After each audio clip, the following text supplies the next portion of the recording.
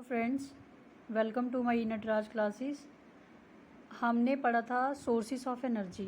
ठीक है, तो हमने उसमें कौन से पढ़े थे? सबसे पहले तो हमने non conventional sources of energy पढ़े थे, कोयले के बारे में पढ़ा था, नेचुरल गैस पढ़ा था। ठीक है ना, तो थोड़ा लास्ट में ओवरव्यू ले लेते हैं जो भी हमने पढ़ा था। नेचुरल गैस पढ़ा था, जैसे थर्मल पावर पढ़े थे हमने, प्लांट्स कहाँ कहाँ पे हैं, तो ये मैंने कुछ इम्पॉर्टेंट मेंशन किए थे, हाइड्रो पावर वगैरह मेंशन किए थे इसमें।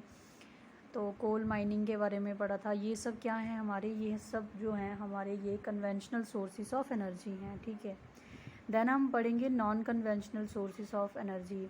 देखो फ्रेंड्स, ये वीडियो समझने के बाद conventional sources of energy, non conventional sources of energy और सोर्स ऑफ एनर्जी क्या थे उसको हमने डिवाइड किया। ये सब चीज़ें समझने के बाद हम एक दो वीडियो बनाएंगे जिसमें हम थर्मल पावर प्लांट्स और हाइड्रो पावर प्लांट्स को कवर करेंगे, और न्यूक्लियर एनर्जी के जितने भी हैं इंपॉर्टेंट चीज़ें जो भी हैं हम उनको एक अलग वीडियो में बनाएंगे। ठीक है, तो चलिए स्टार्ट करते हैं। Non conventional sources of energy. देखो, हमने कन्वेंशनल सोर्स ऑफ एनर्जी पढ़ा था, अब non conventional sources of energy क्या होते हैं। सबसे पहले नॉन कन्वेंशनल सोर्सेज एनर्जी जो है, जैसे हमने लास्ट में देखा था इसके बारे में कि जो भी रिसोर्स, मतलब जो भी रिसोर्स हैं वो अगर आपके पास लिमिटेड अमाउंट में अवेलेबल हैं, ठीक है ना, जैसे कोयला हो गया, मिनरल हो गया, तो उसको हम क्या बोलेंगे? उसको हम कन्वेंशनल सोर्सेस ऑफ एनर्जी बोलेंगे। ठीक है, जो अवेलेबल होंगे लेकिन लिमिटेड अमाउंट में। ठीक है ना, लिमिटेड अमाउंट में अवेलेबल होंगे और एक वो हमारे इन्वायरमेंट को इफ़ेक्ट करेंगे। लेकिन जो हम नॉन कन्वेंशनल रिसोर्सेज पढ़ने जा रहे हैं, नॉन कन्वेंशनल रिसोर्सेज वो हमारे क्या हैं? वो हमारे रिन्यूएबल एनर्जी रिसोर्सेज हैं। ये अमाउंट में भी अनलिमिटेड हैं, ये बहुत है अमाउंट में, जैसे फायरवुड है, बायोमास है, डंक है, वुड एनर्जी है, सोलर एनर्जी है, वाटर एनर्जी है। ये सब जो हैं ये हमारे इन्वायरमेंट के लिए काफ़ी फ्रेंडली हैं, ये हमारे इन्वायरमेंट को बिल्कुल भी पल्यूट नहीं करते। तो इनके जो भी हम करंट में अभी रिसेंट न्यूज़ में चल रहे होंगे हम उस पर भी एक वीडियो बनाएंगे, ताकि ये जो टॉपिक है आपका सोर्सेज ऑफ एनर्जी ये अच्छी तरह से आपको समझ आए, और जो भी इसमें करंट में इसके रिलेटेड चल रहा होगा हम उसको भी डिस्कस करेंगे। ठीक है, तो देखिए इतना याद रखना, नॉन कन्वेंशनल सोर्सेज जो होते हैं वो रिन्यूएबल एनर्जी सोर्सेज ही होते हैं। क्यों होते हैं? क्योंकि वो क्या होते हैं, वो तो अनलिमिटेड अमाउंट में होते हैं ना, इसलिए वो क्या होते हैं? नॉन कन्वेंशनल सोर्सेज होते हैं। ठीक है, तो देन चलिए अब स्टार्ट करते हैं non conventional sources of energy. Non conventional sources will provide more sustained, eco friendly, cheaper energy after the initial cost is taken care of. ठीक है, मैंने आपको बताया कि ये नेचर को बिल्कुल भी हार्म नहीं करते हैं, ये इको फ्रेंडली होती हैं, चीपर होते हैं, सस्ते होते हैं, ज़्यादा कोई वो नहीं होते हैं, मतलब बहुत कॉस्टली नहीं होते। ठीक है, और ये क्या करते हैं, जो मतलब नेचर की इतनी मतलब नेचर को वो करते हैं, मतलब जैसे लाइक कि बड़ी सारी ऐसी इंडस्ट्रीज़ हैं जो नेचर को पल्यूट करते हैं, लेकिन जिसकी जो भी प्लांट्स लगाए गए हैं, सोलर एनर्जी जो भी है, ये क्या करती है, ये हमारी नेचर को इफ़ेक्ट नहीं करती, इसको हम इको फ्रेंडली बोलते हैं। ठीक है, अब देखो सोलर एनर्जी क्या है? सोलर एनर्जी जो है वो बहुत मतलब अनलिमिटेड अमाउंट में है। सन रेंज कितनी अमाउंट में है उसका कोई मेज़रमेंट नहीं है, तो वो अनलिमिटेड है। सन रेज जो सोलर एनर्जी कैसे बनती है? सन रेज जो हैं वो टैप्ड इन फोटोवोल्टिक सेल्स में टैप करते हैं and can be converted into energy. इसको क्या कर देते हैं? एनर्जी में कन्वर्ट कर देते हैं।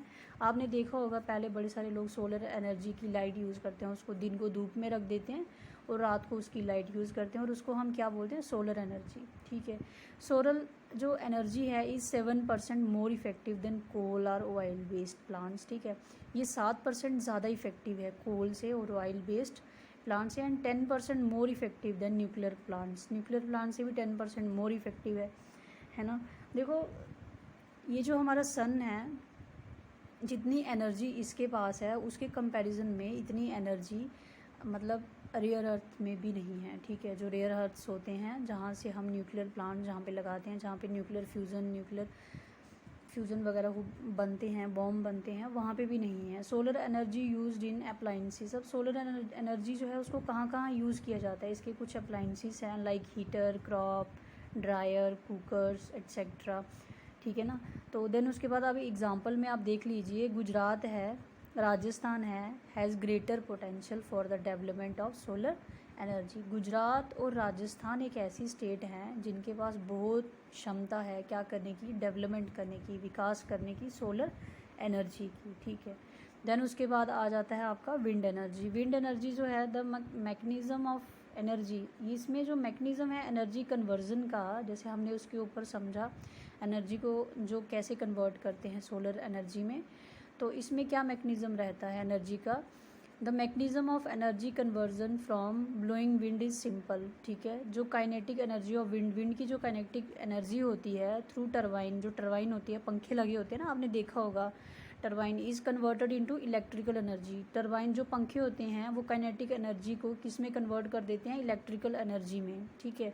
द परमानेंट विंड सिस्टम, ये जो परमानेंट विंड सिस्टम है सच द ट्रेड विंड्स, ठीक है ना। ये जो परमानेंट विंड सिस्टम है ना, जैसे जो ट्रेड विंड्स हैं वो परमानेंट विंड्स हैं, वेस्टर्लीज है, सीजनल विंड्स हैं like monsoon have used as a source of energy, local winds land and sea breeze can also be use to produce electricity. देखो कुछ विंड्स होती हैं परमानेंट, कुछ होती हैं सीजनल, ठीक है ना।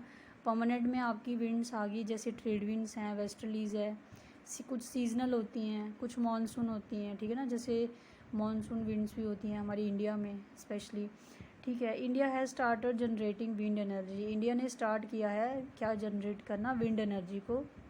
Rajasthan, Gujarat, Maharashtra, Karnataka favourable for wind energy.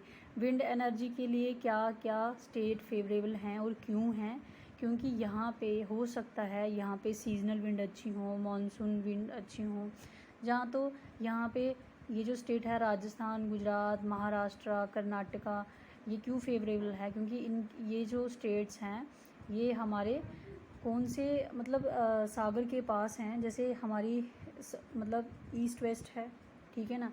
एक तरफ हमारा अरेबियन सी है, दूसरा बे ऑफ बंगाल है, तो वहाँ से भी कुछ हवाएं आती हैं जिसकी वजह से हमारा ये जो राजस्थान है, गुजरात है, महाराष्ट्र है, कर्नाटका है, ये फेवरेबल है फॉर विंड एनर्जी के लिए, ठीक है। देन उसके बाद है tidal and wave energy. Tidal and wave energy जो है वो ओशन करंट से बनती है, ठीक है ना। ओशन करंट्स आपने देखा होगा, लहरें, समुद्र की लहरें, वो क्या हैं, और the store house of energy, वो भी स्टोर हाउस हैं एनर्जी का। Large tidal wave occur in west coast of India, जो लार्ज टाइटल सबसे बड़ी लार्ज टाइटल बनती है वो कहाँ पे बनती है, टाइडल क्या होती है, जो वेव बनती है बड़े बड़े समुद्रों में, वो कहाँ पे है, west coast of India, west की इंडिया का जो कोस्ट है ना, ईस्टर्न कोस्ट, वेस्टर्न कोस्ट, तो वेस्टर्न कोस्ट में बनती है। इंडिया हैज़ ग्रेट पोटेंशियल, इसका इंडिया का हमारे का ग्रेट पोटेंशियल है, इतना इसके पास मतलब कैपेबिलिटी है क्या डेवलप करने का, टाइडल एनर्जी डेवलप करने का। अब जियोथर्मल एनर्जी, द मैग्मा, जो मैग्मा हमारे इंटीरियर से निकलता है, अर्थ के इंटीरियर से मैग्मा, बड़े बड़े वॉल्केनोज फटते हैं, कभी कभी धरती में से लावा निकल रहा होता है, comes out on the surface, ठीक है ना, वो सरफेस पे आता है, ट्रेमेंडियस हीट होती है उसमें, इज़ रिलीज्ड, ठीक है। दिस हीट, ये जो हीट होती है ना, this heat energy can successfully be trapped, हम इसको ट्रैप भी कर सकते हैं और कन्वर्ट भी कर सकते हैं इलेक्ट्रिकल एनर्जी में, ठीक है।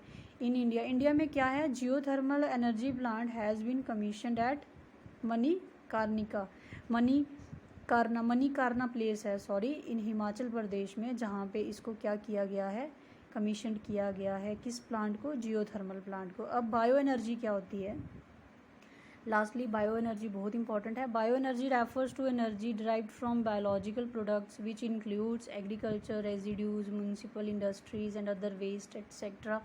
देखो बड़े सारे वेस्ट होते हैं, पहले हम लोग क्या करते थे, डस्टबिन में वहीं पे हम प्लास्टिक डालते थे, वहीं पे हम सारी चीज़ें डाल देते थे, वहाँ पे जो ग्रीन चीज़ होती थी, घास वगैरह, मतलब सब्जियों के छिलके, सब कुछ वहीं पे डालते थे। अब क्या है, हर जगह क्या हुआ है, डस्टबिन्स लगे हुए हैं, आपको किस में प्लास्टिक डालना है, मतलब डिफ्रेंशिएट करके लगा दिया गया है। क्यों, क्योंकि बायो एनर्जी जो है वो भी एक सोर्स है, किसका सोर्स है, एनर्जी कन्वर्जन का। It can be converted into electrical energy, इसको भी कन्वर्ट किया जाता है हीट एनर्जी में, गैस फॉर कुकिंग के लिए, है ना, गैस भी ज़रूरी है, तो ये काफ़ी इंपॉर्टेंट है। सच प्रोजेक्ट कन्वर्टिंग, ये जो प्रोजेक्ट है ना, ये क्यों बनाया गया है, जो म्यूनसिपल वेस्ट होता है ना, वेस्ट मतलब म्यूनसिपल वेस्ट, जैसे जहाँ पे सब लोग अपना कूड़ा कचरा डालते हैं, तो वहाँ से भी एनर्जी निकाली जा सकती है। और ये जो इसका जो भी एनर्जी है, ये कहाँ पे इस्टेब्लिश किया गया है, फर्स्ट बायो एनर्जी ओखला इन दिल्ली में किया गया है, ठीक है। देन उसके बाद हैं ऑयल रिफाइनरीज़, मैंने चार्ट पे दी हुई है। ऑयल रिफाइनरीज़ कहाँ कहाँ पे हैं हमारी, एक तो बठिंडा में है, पानीपत में है, मथुरा में है, बीना में है। ये सब मैंने नाम दिए हुए हैं, आप एक बार देख लेना, लेकिन हम इस पे अलग से वीडियो बनाएंगे जहाँ पे हम ऑयल रिफाइनरीज़, देन उसके बाद आपके coal fields, conventional energy, power plants, सब हम वहाँ पे अच्छे से डिस्कस करेंगे। लेकिन फिर भी आप इन मैप को अच्छे से देखिएगा। तो ये वीडियो यहाँ तक रखते हैं, आने वाली वीडियो में हम सारे power plants, thermal power plant सब डिस्कस करेंगे। Thank you.